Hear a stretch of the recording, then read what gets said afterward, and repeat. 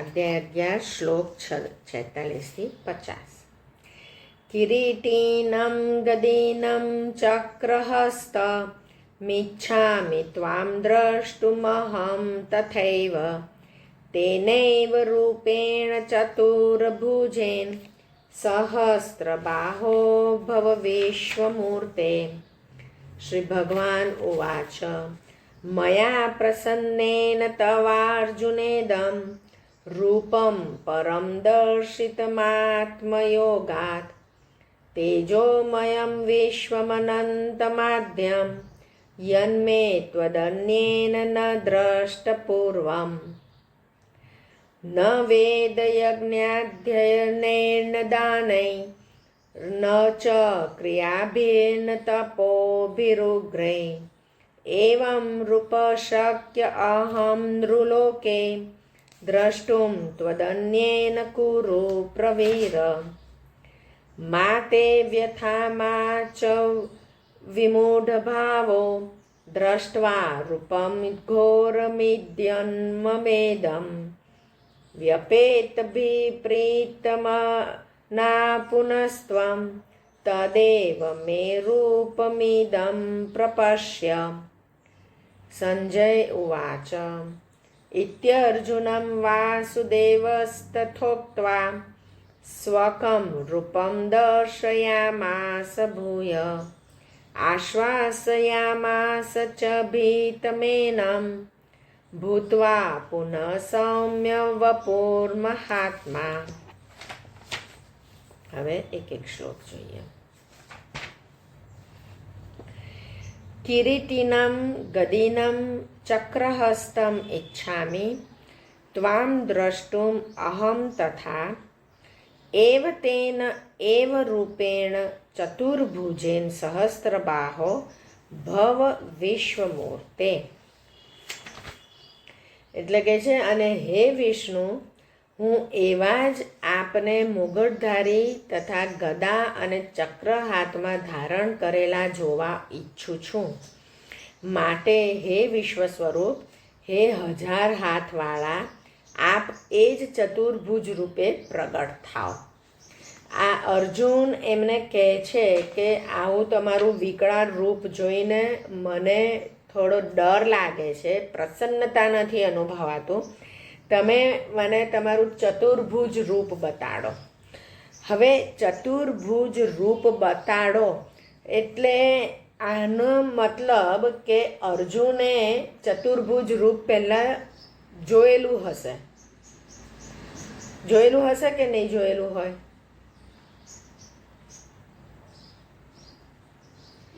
કારણ કે નહીતર હવે કોઈએ એ વખતે એમણે જો કોઈ ભગવાન જોયા જ ના હોય તો એમને કેવી રીતે આઈડિયા આવે કે આવા ચતુર્ભુજ રૂપવાળા ભગવાન હોય છે? એટલે એ વખતે એટલે આ દ્વાપર યુગમાં વિષ્ણુને પૂજા કરવાની પરંપરા હતી। વિષ્ણુ ભગવાન રીતે પૂજાતા હતા અને એ વિષ્ણુ ચતુર્ભુજ રૂપે હોય છે। એટલે પછી જ્યારે અર્જુને જોયું કે આ તો ભગવાન છે, આટલા બધા હાથવાળા અને આવું રૂપ ધારણ કર્યું છે, એટલે કે આ પણ ભગવાન છે તો વિષ્ણુ પણ ચતુર્ભુજવાળા પણ ભગવાન છે તો એમને જોવાના ગમે છે, આપણને પ્રસન્નતા અનુભવાય છે, આમ આપણે એમને જોઈ રાખીએ એ રૂપને।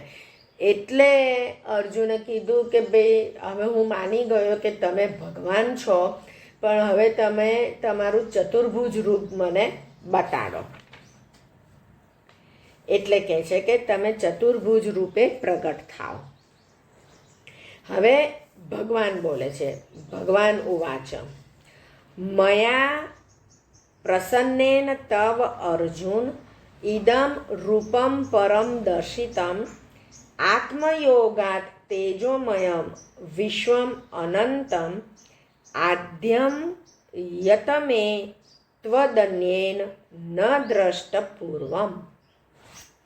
એટલે કે છે કે આ રીતે અર્જુનની પ્રાર્થના સાંભળી ભગવાન બોલ્યા, હે અર્જુન તારા પર અનુગ્રહ કરીને મેં પોતાની યોગ શક્તિના પ્રભાવે આ મારું ઉત્કૃષ્ટ તેજોમય સર્વનું આદિ અને અસીમ વિરાટ રૂપ તને દર્શાવ્યું છે, જેને તારા સિવાય બીજા કોઈએ પહેલાં નહોતું જોયું. જો આ રૂપ અર્જુન સિવાય પહેલાં કોઈએ નહોતું જોયું.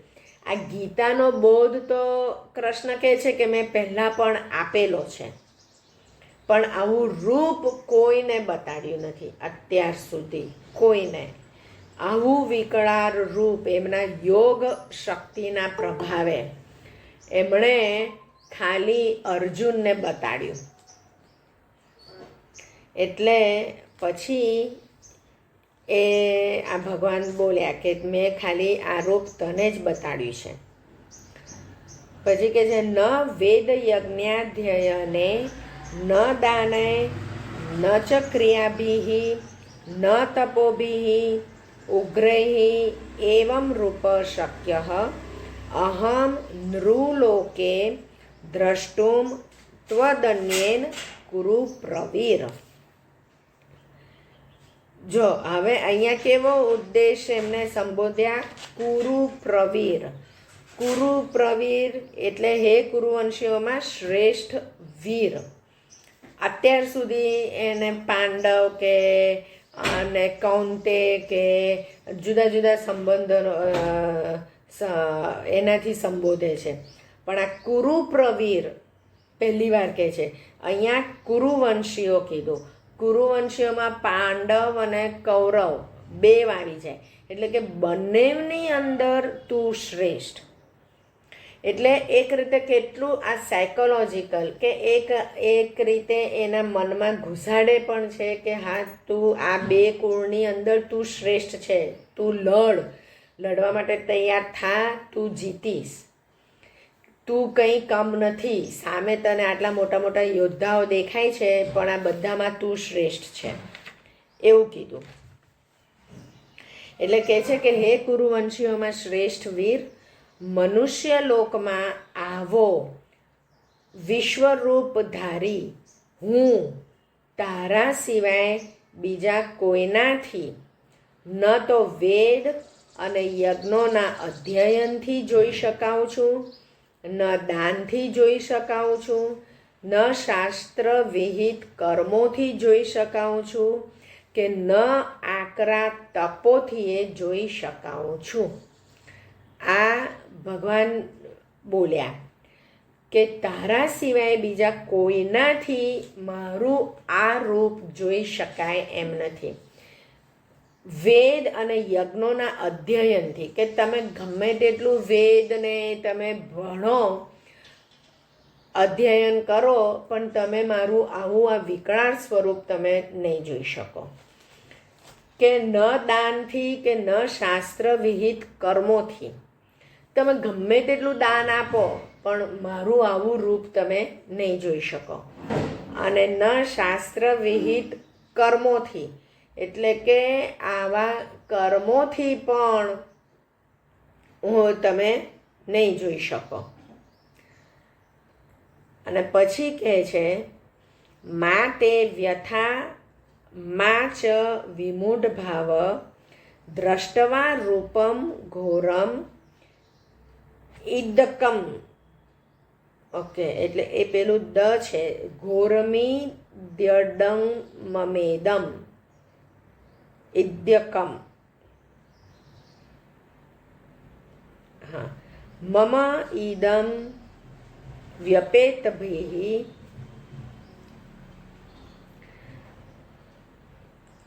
પ્રીતમનાહ પુનઃ ત્વમ તત એવ મે રૂપમ ઇદમ પ્રપશ્ય. એટલે કે મારા આવા આ વિકરાળ રૂપને જોઈને તને વ્યાકુળતા ના થાવ અને મૂઢ ભાવ પણ ના થાવ. હું નિર્ભય અને પ્રીતિયુક્ત મનવાળો થઈને એ જ મારા આ શંખ ચક્ર ગદા પદ્મધારી ચતુર્ભુજ રૂપને ફરીથી જો. હવે કૃષ્ણ કહે છે કે તું ગભરાઈશ નહીં, તું વ્યાકુળ ના થઈશ અને વિમૂઢ પણ ના થઈશ. હું તને મારું શંખ ચક્ર ગદાવાળું રૂપ બતાડું છું. આ બે જણની વચ્ચેનો વાર્તાલાપ આ સંજય સાંભળે છે. બરાબર.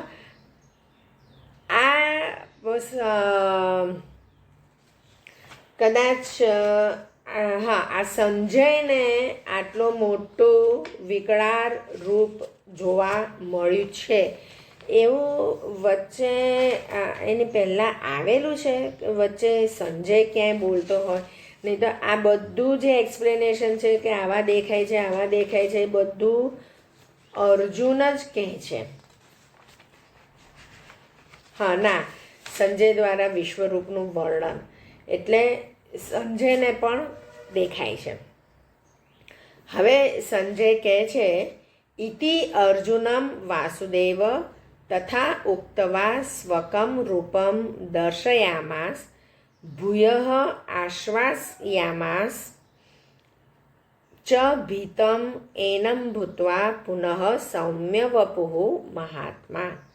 એટલે તે પછી સંજય બોલ્યા, હે રાજન, વાસુદેવ શ્રી હરિએ અર્જુનને આ પ્રમાણે કહીને પાછું એવું જ પોતાનું ચતુર્ભુજ રૂપ દર્શાવ્યું અને પછી મહાત્મા શ્રી કૃષ્ણે સૌમ્ય મૂર્તિ થઈને આ ભય પામેલા અર્જુનને ધીરજ બંધાવી.